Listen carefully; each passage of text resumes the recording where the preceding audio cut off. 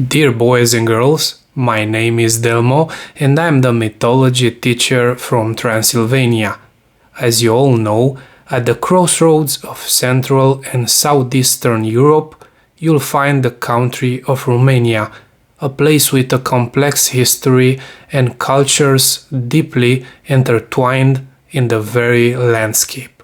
One of the many pieces of Romania that I've always found fascinating is its folklore, which seems to have arisen from the region's layers of rich cultures, conquests and influences from all over Europe, including Greek and Romans, Dacians heritage and countless others.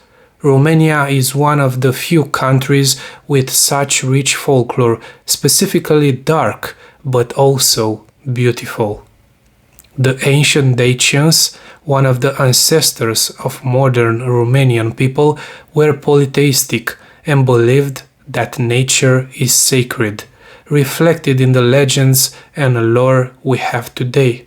When the Roman Empire conquered Dacian lands, they brought new ways and mythologies, resulting in a unique blend of both cultures' lore. You'll find striking similarities between ancient Roman tales and ones still around today in Romania. Over the centuries, waves of invasion swept through the land, each leaving its mark and adding to the complexity of the developing Romanian folklore. One of the legends from Romania is a wind spirit, known as Vântoase, a type of iele from Romanian mythology, sacred spirits of nature, which, as I mentioned before, shares a striking resemblance to a few things from Roman and Greek mythology. The name Vântoase can be translated as the windy ones or wind maidens. These are the wind guardians, and as the name indicates, their spirits strongly related with the wind.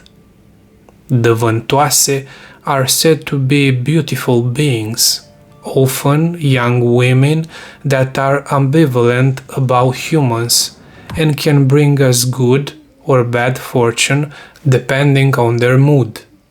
They live in the forests, the air above, deep lakes and other remote areas. Their nature reflects the unpredictability of, well, nature, of course. Some say the Vântoase can bring dust storms, thunderstorms, and strong winds.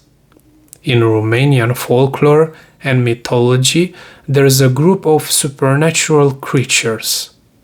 These are the Vântoase, wonderful and powerful mythological beings. The Vântoase are said to dance in secluded areas under the moonlight. They dance naked, and the ground they dance on becomes scorched, leaving behind a circle. Sometimes mushrooms will start to grow in these dancing grounds, outlining their dance area. You may have seen these strange areas around forests before. I know I have. If you are unfortunate enough to stumble upon them, you may be drawn in to watch, driven mad, and possibly killed. The Vântoase really don't seem to like men who watch them dance. The good news is that there are known ways to pay respect to them, and Romanian folklore even has a few tricks to use to ward off their evil intent if you suspect they might be after you. You might experience vertigo, paralysis, get hit with a sudden hailstorm or flood, have your house burn down, or just drop dead. Those tricks I mentioned to ward off their evil intent are pretty interesting. If you wear garlic or mugwort, or proudly display a horse's skull on a pole outside your house, you'll be quite safe. If all this sounds vaguely familiar, but you've never heard of Vântoase, you might just be recalling other pieces of folklore and mythology you've encountered from another part of the world. That's one of the interesting things about folklore, is never quite as isolated to a specific region or place as you might think, which really opens up a whole series of questions. As far as the Vântoase go, plenty of other legends around the world share some similarities. The anemoi from Greek myths are gods of the wind, and each direction has its own deity. And like the Vântoase, the anemoi's moods affect the winds and changing weather patterns.